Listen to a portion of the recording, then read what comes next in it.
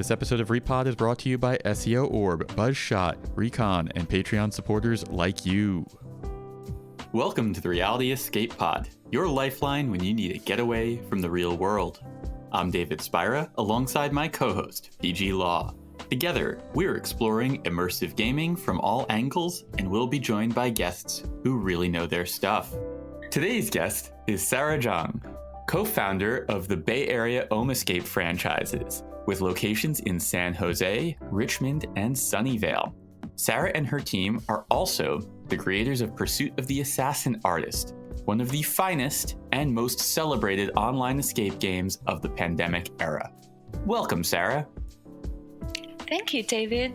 Thank you, PG. I'm so honored to be here. You guys are one of my favorite escape room bloggers. I'm also a listener, so I'm really happy to be here. Thank you. We're thrilled to have you. Omescape, you guys blew us away with Pursuit of the Assassin Artist. And so when we were trying to figure out who do we want to have on to talk about the production of a really top-tier virtual escape game, you were tip-top of the list, and we were so excited that you said yes. Wow, thanks. To be honest, when we first created the game, we never expect this much of great feedback. We were actually pretty worried about our game in the beginning. And even after the beta test, we're like, is this fun? We're not sure. You're being so humble. Your game is so exciting and innovative. And even before I had ever played your game, there was already a lot of chatter and discussion about this whole playing escape rooms virtually. It was fun, and it was fun to be able to do rooms in faraway locations, rooms that maybe I would never make it to in person. And so playing them through an avatar, having that actual kind of real life experience was fun. But after a couple of them, you realize there's a lot of potential in this new medium, and people really weren't pushing the boundaries or the possibilities of what you could do that you couldn't do in a real life escape room. And so that's what made your game so fun and exciting. Oh, yeah, I totally agree. Before we make the game, we played about 5 or 6 different types of virtual games. Some are avatar-led, just making a regular escape game into an online one. And we also play something apparently they created something new for the online content that we really enjoy. So we definitely feel like some rooms are great, but they could be awesome if we actually play them in person. And some games are even pretty fun to play online. Miss Jezebel and Agent November. And man, that avatar is so funny. We just love interact with him. We learned a lot from other escape games. I said what is fun to do and what is just okay. And when we create one, we were thinking about transfer one of our regular one into an online one. But then we were like, that is not really fun. There's an okay room. Maybe okay during COVID, but we really want to create something that even after COVID, it's pretty attractive. It's still pretty fun. So we are thinking about what's something unique we could do that you couldn't do in person, but you can totally do it virtually. And then we thought about the Popstar game from scratch. I said, oh, that was pretty fun. That's Popstar Room of Doom? Oh, yes, great. Yeah, I forgot their full name. We just call it Popstar. I think sadly, they closed. That's pretty sad. They did. Popstar Room of Doom was a really unusual game because it was a time loop game. If you've ever played something like Legend of Zelda Majora's Mask, you'll know what that is, but even that's a little bit obscure, so I'll break it down for you. Basically, every time you played it, you played until you failed, and then time looped back on itself, and you went into the center of the room, you put on blindfolds, and the game master reset the entire space around you to 0, and then you had to go and start again, and you had 10 time loops to finish the game, not 60 minutes. It actually worked out a little bit longer. And there were actors, and there were all sorts of different tricks and all sorts of weird leaps of logic you had to make to try and save this pop star that you were a huge fan of from being killed. This is a physical room in Scrap San Francisco location. For me, when I played it, I walked out saying, this needs to be a genre. And one game isn't a genre. So I was super excited when Pursuit of the Assassin Artist made a second time loop game. Yeah, now I think about it, I think they have some similarity with virtual games because you are not actually in the pop star's room. You're actually their neighbors.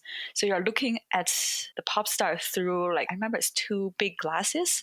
So you can't really touch them or change anything in the room, but you can change whatever in your side, and also you can make the phone call to tell her what to do or to warn her about things.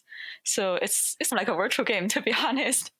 Yeah, it's got like a Rear Window vibe where you're looking out and you're helpless to stop what's going to happen to this pop star. So you have to try and figure out how can you affect what's going on in their apartment across the way. And I've loved that structure. I've wanted more escape room companies to explore with it.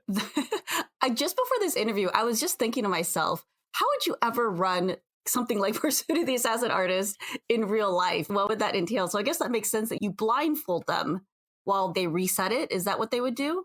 Yeah. Also, it was scrap, so the production value was pretty low. They didn't put a lot of love into the set design. They put their effort into the gameplay and the game design. So there are very clear world breaks, and the room you're in is very bare bones. There's only objects in there that you absolutely need, and it's supposed to be your apartment, but it definitely doesn't feel like any apartment anyone has ever lived in. Everything is there in service of this crazy mechanism that they dreamt up. My only wish is that they didn't put 9 people in the game room because we're only 2 and they mix us with another 7 and we can barely hold on to anything.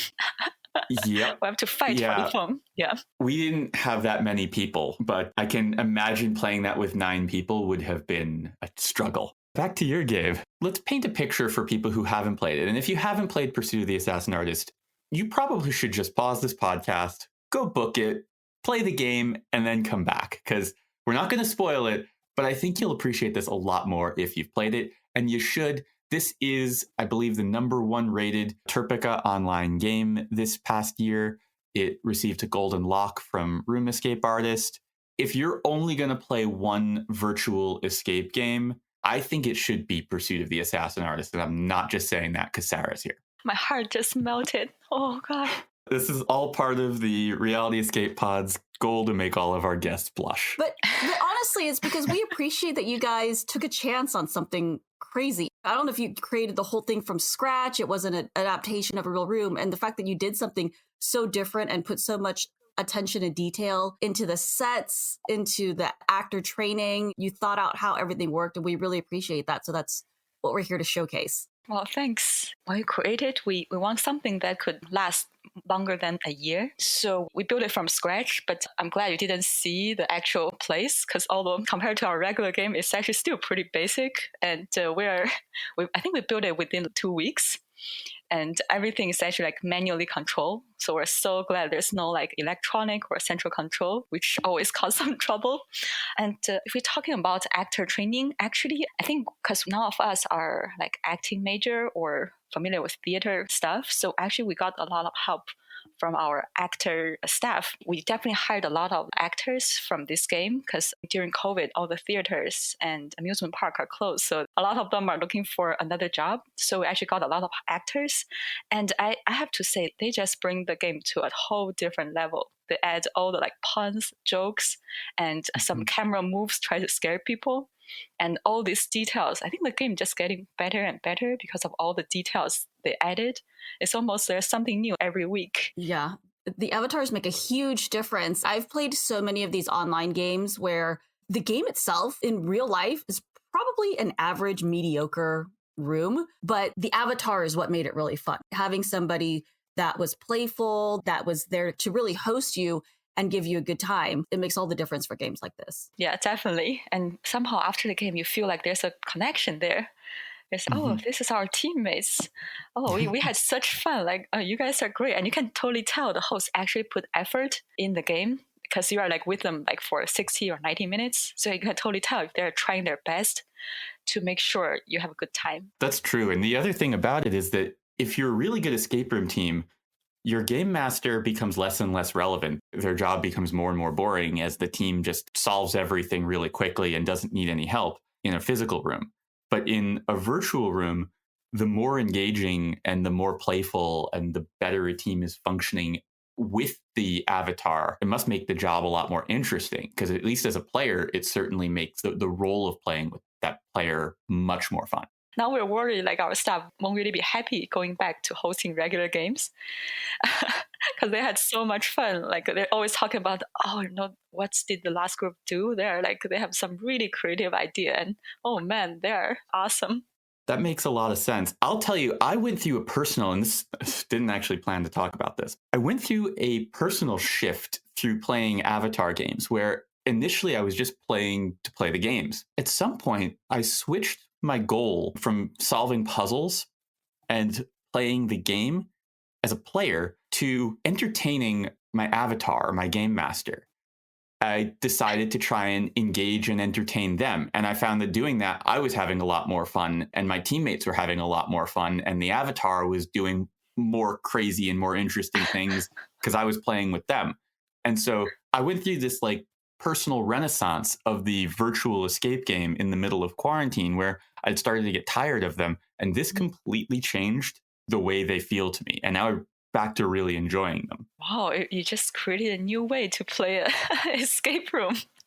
It just made it so much more fun for me. And I enjoy hearing people laughing at my nonsense. I mean, it definitely, having a good host really nudges it more into that immersive theater aspect of it than just, it's not just you as a player interacting with the room, you're interacting with the environment and another player. And that's really what makes it more engaging. And when I think about some of my favorite rooms that I've played over this past year, almost all of them are a two-man operation, right? There's the guy holding the camera, and then there's also the on-camera host. Games like Pursuit of the Assassin Artist, where you have an actor that you can actually see and interact with, Miss Jezebel. What was that British game? The Exorcist, who also had an amazing on-screen host. So funny, so believable. And one of my favorite, yes, David, you're right. Like, one of my favorite parts is basically maybe not so much entertaining the host, but ordering them around has really been my favorite part. And the people, and like both of these hosts, the hosts where they're like, I don't want to do that. And I'm like, you're doing it, buddy. That has actually been the most enjoyable part for me. But I do agree that this is a whole new genre, this whole blending of escape rooms and immersive theater is really exciting. And then Sarah, with your game, where now you're bringing in video game component as well. For me, this is the holy trifecta of all the things that I love and enjoy. And that's what made me like your game so much. Yeah, talking about video games, I think it's funny for people who never play video games. It's a little bit hard for them to understand what is going on right now. And even when they see some achievement, which means for just like an Easter egg, just to have fun, but they're like, oh, is that a clue? Is that a clue? There must be a clue. And their teammates who actually plays video games, you never play games. This is typical video game thing. Okay. So you're talking about in-game achievements, right? So it's congratulations, you made 100 kills, or like, I'm not sure, I don't remember exactly which are the ones you have in your game. I don't want to spoil them for people because these are things that you can get a little kind of acknowledgement or prize for when you accomplish a certain something in the game. Yeah, we actually learned that from Agent November. I think they did it, and we think like, oh my God, this is hilarious, especially we're gamers. So like, oh, we didn't expect to see this. It's not really a part of the main game. It's more like some funny things people do in the game room, like you would typically do in the escape room. Just those sort of things. It was a really clever idea. It also gave you a nice way to transition out of character death back to the start of the loop. Sarah, Pursuit of the Assassin Artist is one of the few pandemic masterpieces of the escape room world. Without spoiling anything major, can you tell us a little bit about this game, how it's structured, and how it came about? Sure, I'll try not to spoil anything. You will be, oh, now this sounds cheesy. You'll be a special agent and you got a mission to kill this assassin artist. But something interesting is you're not doing it yourself. You're actually like a supporting team to a field agent who is not the smartest one. On your mission to kill this assassin artist, you might fail. And by fail, we mean the agent would die. But we will kind of have some mechanic that the agent can actually relieve and revive, so you can start over. But with all the knowledge you gained from the previous life, you can make different choices or do better this time. So the whole game is built on this multiple life video game-like mechanic. And it's a virtual game, so you, other than looking at the screen, you can also do like online research or do something out of the box, kind of to make it more fun.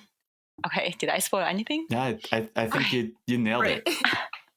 So at what point in the pandemic did you decide you were going to be creating your own game? We were closed in March, and we waited 3 months before we finally decided, because I guess we were too naive. We were hoping like, oh yeah, maybe this pandemic will be done within 3 months. Let's keep working on our regular game.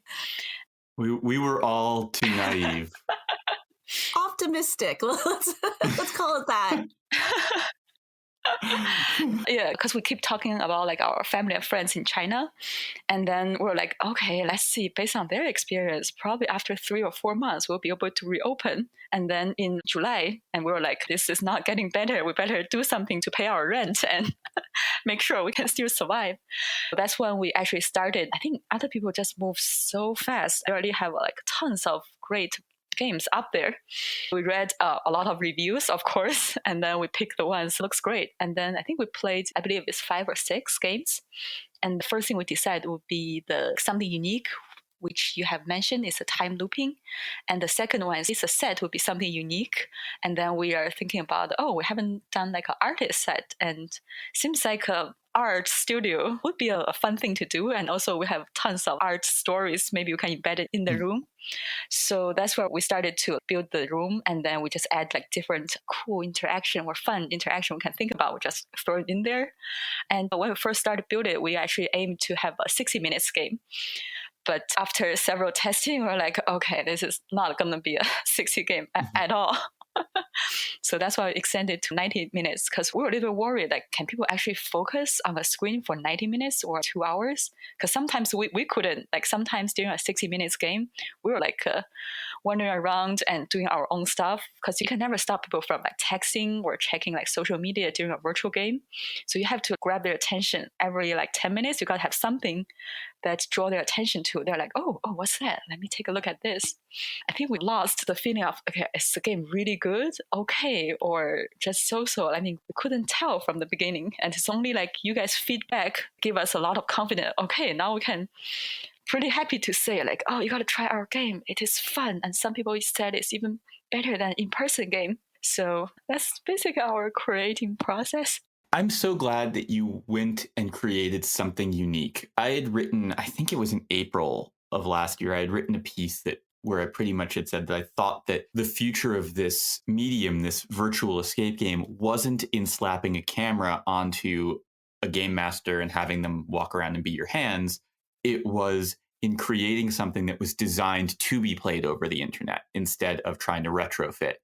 And I basically spent the past year looking for that. That's the stuff that's been exciting to me. And so when we played Pursuit of the Assassin Artist, and the funny thing about it is I didn't know when we went in, is this a real life room that was adapted or is this something that was built specifically for it? Because I have to admit, I just sign up for the games that people tell me I really should check out. I don't do any background reading. I try not to go in with any preconceived notions. I don't even usually look at the website, and Lisa pays for everything. So I don't even know what things cost. I don't know whether we get a discount or not. I just show up and I play. I have a really weird life. And so I drop into this thing and the first time we died, I was like, wait, what just happened? And then we booted back up at the start of the game and I'm into this. And the more we played, the more excited I was that you also had ways for us to shortcut. We weren't just constantly living the exact same time loop. We really could use the knowledge that we had learned to bypass portions of the game and whole branches of it, which was so clever. And it kept the game from being repetitive because I think 90 minutes of doing the same things over and over again would have driven me mad. You guys made a lot of really smart decisions. Even having people die pretty early on in the game was super smart because people don't stress out about it. You know what I mean? Because you have an idea of the concept, yeah. But because it happens, so you're like, oops, there it is. And now we're trained. Now we know what to do with something simple. And so your on-ramping was beautifully done for something that is a kind of complicated concept. Oh, thanks. Oh my God, you got all of our design point. I feel like you guys totally know when we're thinking when adding some part in the game. I know as a gamer ourselves, we love this like time looping things, but we just hate doing repetitive stuff. The idea sounds great, but eventually you got to do something repetitive so you have the feeling about, I'm living this life again. So we're trying to shorten it as much as possible. Even probably 30 seconds of repetitive stuff, people are like, oh my God, are we going to do this again? And they'll feel frustrated. For me, the first time we started to loop, I was thinking, oh no, where is this going to go? And then the second time we started to loop, I realized I think I had suggested to the team, like, hey, let's just do this. And it worked. And we bypassed the branch. And it was like the Grinch. Like my heart grew 3 sizes that day. There's this sort of pleasure in, for just a moment, thinking that something is going to be terrible and then finding out, oh, no, it's not. It's really well thought out. It's actually great. Having that fear of, oh, no, the consequences are terrible. And then realizing, no, we've actually grown as players. And this game actually allows us to have grown, which I think is such a cool thing.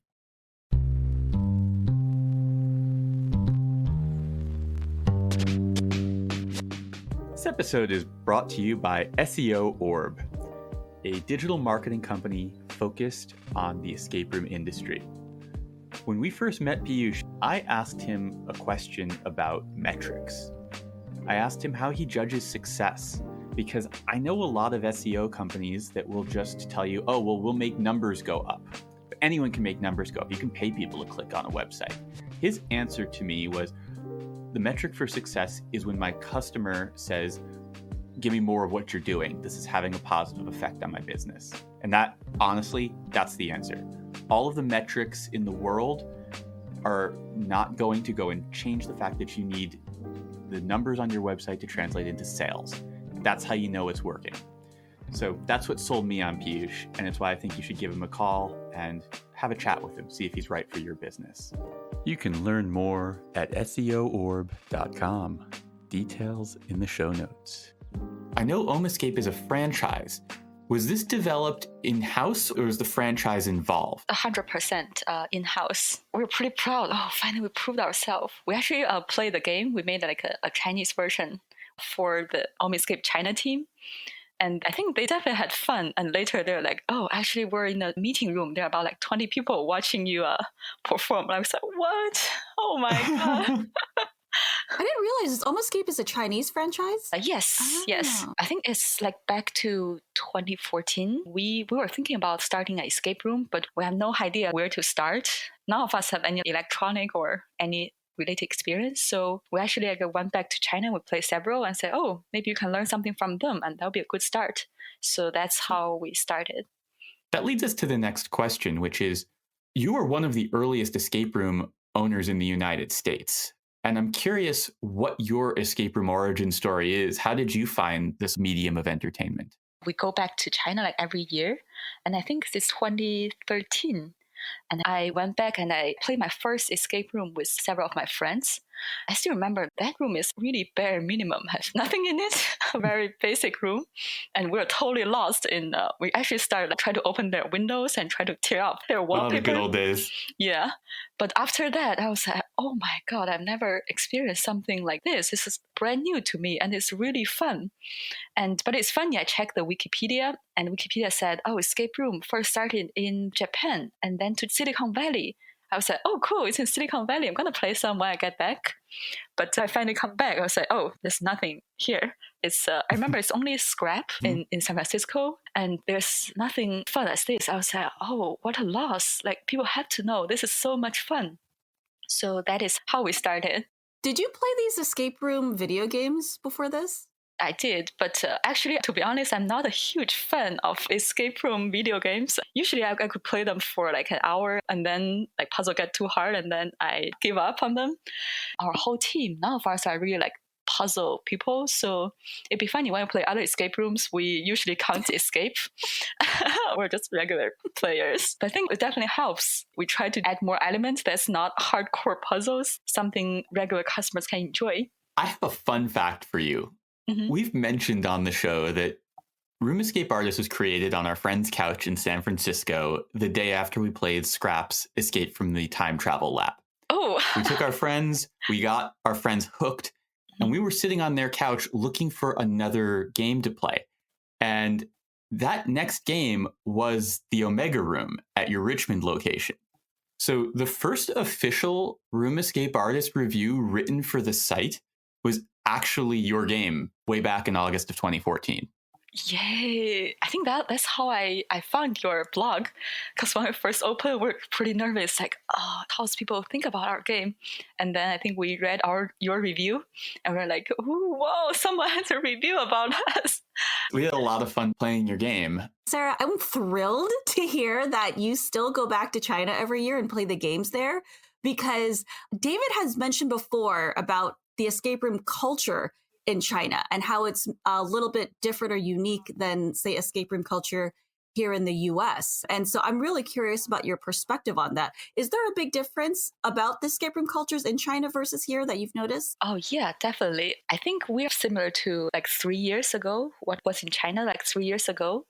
But now I think, to be honest, I didn't really like the changing. But I think now escape rooms are so popular. They're now facing mass majority of the population.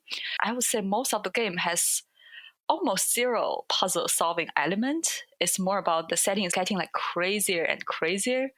I know some of the big expensive rooms, they have you need to go down to water, jump down from a really tall mountain, and then you got like swim, and you have food in the game room. It's like going all crazy.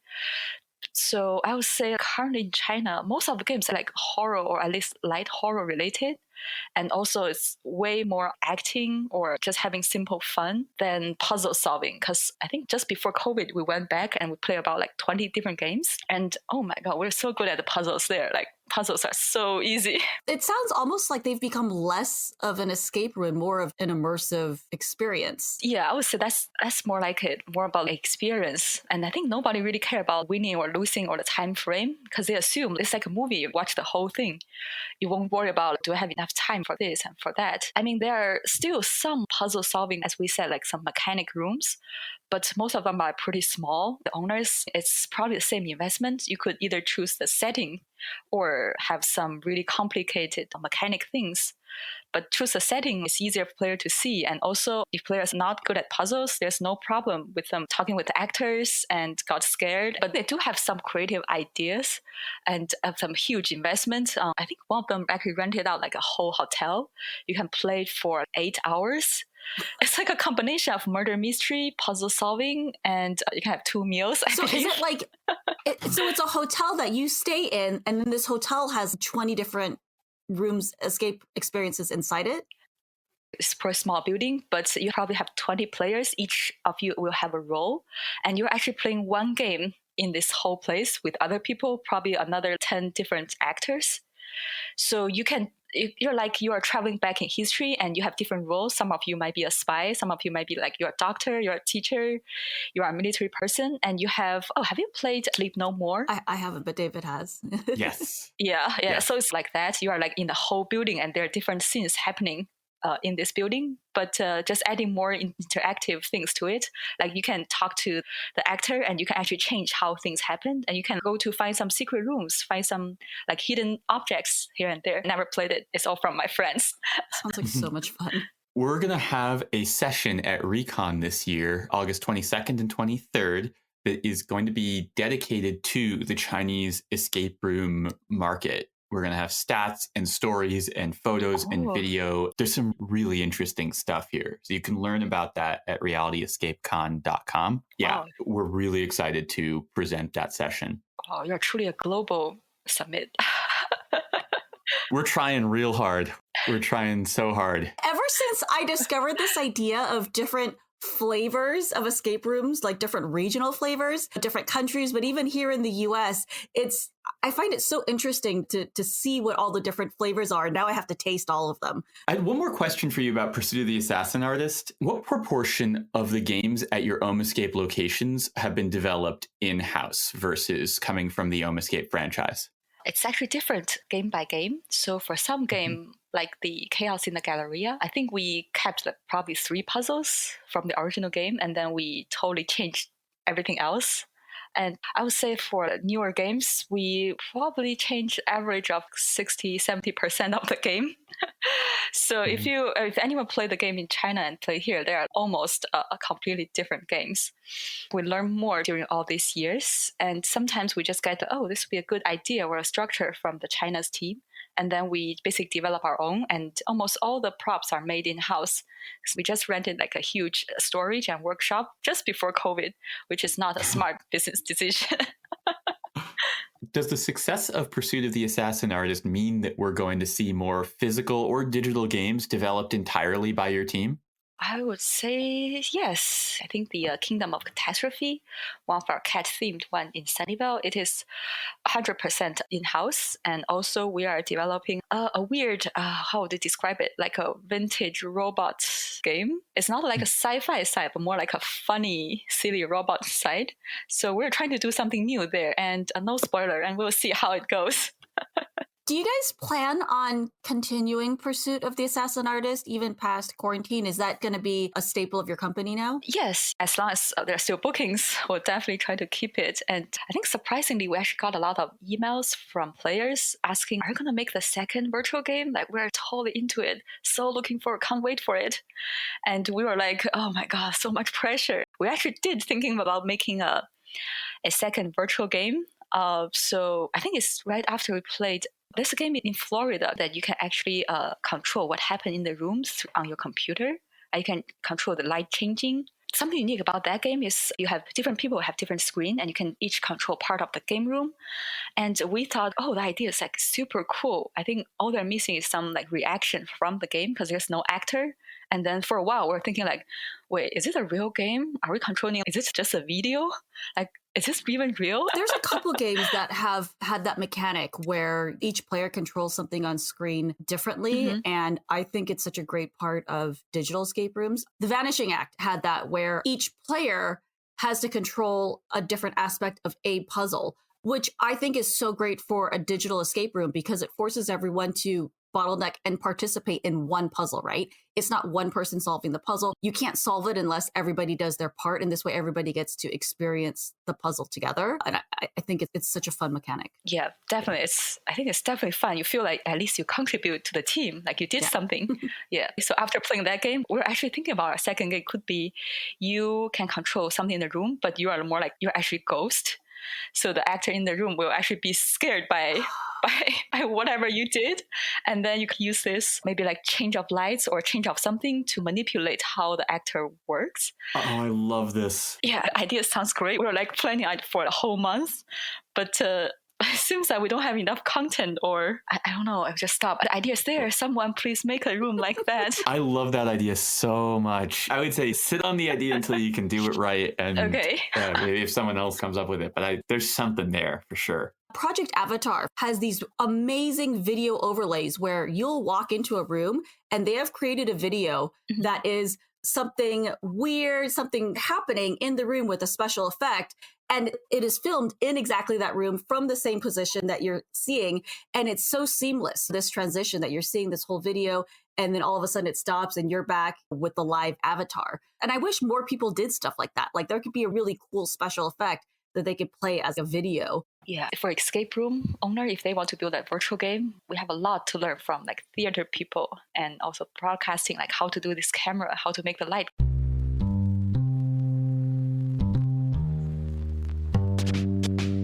I want to give a special thank you to one of our sponsors, BuzzShot, creators of Telescape, software for creating and operating your digital escape rooms. The first time I learned about Telescape was playing Atlantis by Escape One Algarve. It's an avatar-led digital escape room, and it was a fun game. The thing that stood out to me the most was how amazing their inventory system was. Everything was in one place. There was an audio cue when an item automatically populated in it, and it was so easy to manage my inventory. I was actually so impressed that I asked around just to find out what was this software they used, because I was like, I don't want to play any games that don't use the same interface. And it was Telescape, my favorite. So I am so grateful to them for supporting us and being one of the sponsors of this podcast. You can learn more at telescape.com. Details in the show notes. Sarah, you have a background in finance and financial analysis. I'm curious to hear how you feel the business side of the escape room world has changed since 2014. Good question. Wow, nobody asked me that question before. I gotta think about it. Specifically, I'm thinking the business side, because you were in an early day when the finances, the startup capital was so much lower back in 2014. The level of complexity was much lower. And the industry has changed a lot. And I'm curious to hear your take on what makes these businesses viable. If you were starting up today, what would you be doing differently than in 2014? We can start from the pricing from public to private. We were actually public booking in the beginning, and then we just business wise, of course, public gonna make more money. But in terms of like players experience wise, I mean, because we just seen so many bad experience from mixing groups. Most groups are okay mixing with other players, but you always have some really tough to deal with players who won't share anything at all. So we definitely seen too many of those experiences. That's why we decided to move back to private booking. Definitely the revenue will be a little bit lower, but it's all about the experience, right? If players have a bad experience, they're not coming back. This is even a bigger loss for us. I think recently, because we do private booking, and I think we learned the pricing structure from LA games. It's basically if you have less players, the price per player would be much higher. It's basically to compensate the company because they only have 2 people. And if you only pay like $30 per person, like the company barely make any money from you guys. So we learned that structure, and we're pretty happy to see. It seems like more companies are like moving to this route. And I also know some other people do things like if you have 2 people, you got to mix with other groups. But if you reach the minimum number of players, you can have the room for yourself. I think that's also a good approach. It's a trade-off between experience and revenues. I think it's also based on location, because we played the Escape game in San Francisco, and we realized the reason they have public booking is that actually a lot of tourists will actually play their games. So for tourists, it's really hard for them to find a larger group. So I think it makes sense in their region. As tourists, and I've done this traveling alone, it is really hard to do a room solo. So that's why public bookings are fun. I mentioned before, I bought a ticket to a public room thinking I'll just join in with a bunch of other people. And I was the only person playing. And I felt so bad. I only paid like $20 for this ticket, and it was just me. And the game master was kind enough to let me basically phone a friend. My escape room team at home, like I was the avatar. I was sending them videos and pictures, and they helped me solve the puzzles remotely. That's a fun model too. And talking about the business side, I feel like when we first started, as long as you have the passion for the game, that's pretty much enough, because the initial cost is really low, and also people's expectation is really low. As you remember, people are impressed by this bookshelf can open. Wow, how amazing is that? But I think it's only probably lasts for about 2 years. From 2014 to now, there's a lot of escape rooms like opened and closed. And I think in the beginning, we definitely see some rooms. You can definitely tell they are just here to make money. And you can actually feel like how much effort they put into the room. And I think now they're all gone. I think right now, if you want to start an escape room, I think only passion is not enough. You got to have the skills, and also you got to have the proper expectation. I know, especially in Bay Area, people talking about, oh, you have a small business, like you start your own business, you have a startup. I said, okay, wait a second, that's not the same here. So I guess for escape rooms, it's hard to make you a millionaire, or, oh, we can go public someday. And I know maybe someday some company can, but it's not in the recent few years. So I would say, like, other than passion, you also got to, for now, because all the room quality is great, so you got to have the skill, you got to have the right people to build and maintain everything. And you also got to make the right business decision, like for your rents, find the good location and find the proper rent, and deal with the city and with the permit and everything like that. For me, myself, to be honest, it's less fun than before, because there's a lot more business stuff I need to worry on. So for puzzle design or game design, it's probably only 15% or 20% of my time. Other time is all about how to managing people. Oh, the toilet got clogged again. And what's going on with our neighbors? And customer have this and that different request, and you got to train new stuff and things like that. So it's definitely more like a business for now, but I don't really see anyone who can survive in this industry without the love of escape rooms. All the game owners who have been open games for longer than 2 or 3 years, they all share the passion for escape rooms. They all love talking about it and excited to play new games. So that's definitely what I see in common. And also, I'm pretty lucky in this industry. I think we're definitely better than what restaurant or boba tea place. Like people are just like basically competitors, and someone just like, I'm trying to make some money. I don't have to have a passion for boba tea. But for escape rooms, you can definitely find, I would say probably almost everyone have this passion, this love, and they do care about the whole industry. They want everyone to grow together. So I'm really lucky to be an escape room owner. I love everything you just said. And every once in a while, someone writes into Room Escape Artist looking for advice. And sometimes we get an email from someone and they say something like, thinking about starting a business. I'm not sure whether I'm going to open up a Dunkin' Donuts franchise or open an escape room. I'm like, just stop right there. Just go open a Dunkin' Donuts franchise. If you have to think about it, if you don't love this, if you don't want to dedicate all of your waking moments to creating something interesting and innovative and fun, don't even think about it. Because you have to do all of the businessy stuff you have to do to run the Dunkin' Donuts. You pretty much have to do that for the escape room also. And the product isn't being handed to you to serve your guests. You're constantly having to refine, and it's so hard. It's so much work. I don't know how you guys do it. Like, you have to be everything. You have to find and train staff who not only is customer facing, but now they also have to be actors. They have to also know how to game master, which is, I think that is a skill and talent in and of itself, knowing how to give the right nudges, how to be able to read people and tell this group probably needs a little bit extra help. This group looks like they don't want any help. And to be able to read that and give the proper types of clues, like customized to that group. Game mastering alone is just such a talent. And then having to run these games, you have to, run the business. I couldn't even imagine. And then like the stuff that you guys are doing, which is so innovative, so different. You took 10 different risks with Pursuit of the Assassin Artist. You know what I mean? From the mechanic to the setting, having to innovate each time and come up with something new. I don't even know how you guys do it. Thanks. Game master is definitely like really important in this game, especially the virtual game. So I guess we were pretty lucky we find the right people. We're definitely looking for some people, even if they never played escape games before, at least they have a passion for either games or puzzles or customers. So I think it's most people on our team, they will regularly play like other escape rooms, and they're going to share which games are good, which part is great. So I guess we have a pretty great team. What comes next for you and your team? What comes next? Other than keep building regular games, we are going to make a puzzle box. I know it's probably too late because when I search online, there's like tons of puzzle box like to at home.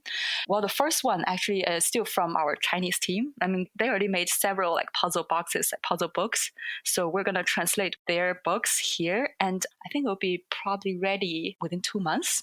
And I'll definitely send you guys a copy. Can't wait. Looking forward to it. Another thing we're doing like during COVID, it just took us really long to half a year to actually finish the translation and also modifying part of the books. I mean, translating puzzles is hard. Yeah, totally agree. I think it's all because of COVID. We're thinking of what if this happened again? We can't really take the risk of putting everything into in-person games. So we've got to explore different revenue source just in case similar thing happened. So you're thinking a puzzle book is something similar to Journal 29, something like that? Something similar to that, but we're going to add more elements to it. It's more like a immersive, I would say. It's still like a detective story, but it's mainly on the story. And also we're going to have an app for that. You can actually talk to the avatar. I didn't mean real person. It's like a game. I can talk to them and they will show you what they found. And together you will figure out the mystery. So you get a box not only about the puzzles, and also we try to embed the puzzles into the story.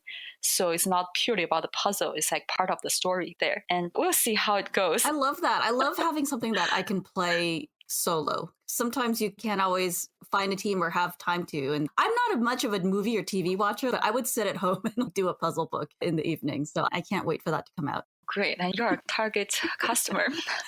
Sarah, where can people find you on social media? Facebook and Instagram would be the best. Personally, I don't really post much on social media. It's mainly the companies. You'll be able to find those links in the show notes. The Reality Escape Pod is brought to you by RoomEscapeArtist.com, your home for well-researched, rational, and reasonably humorous escape room and immersive gaming content and events. If you're enjoying this podcast, an easy and free way to help support us is dropping a 5-star review on Apple Podcasts, and consider sharing it with a friend or two who you think might enjoy it. If you want to do more, consider joining our Patreon community. We have an active Discord and offer all sorts of bonus content, including companion episodes with each episode of this podcast. The guests frequently join us for the bonus episodes. You can find our Patreon at patreon.com/roomescapeartist. No matter how you choose to support us, we appreciate you. Listening to the podcast supports the podcast. So thanks for that. The Reality Escape Pod is produced by Lisa Spira and edited by Steve Ewing of Stand Inside Media. We have a dark room. You can't really see anything, so it's mainly audio driven. This audio is like a little girl talking to you.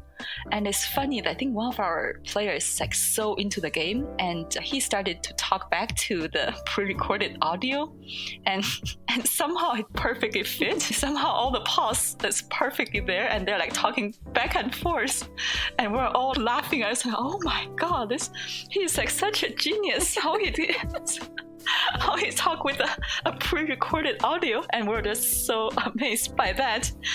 And after the game, we asked him like, how did he feel? He's like, wow, the girl is great. Is that a real person? I was like, oh no, it's just an audio, but somehow you guys start talking with each other, and that is awesome. I think he just made the whole experience way better.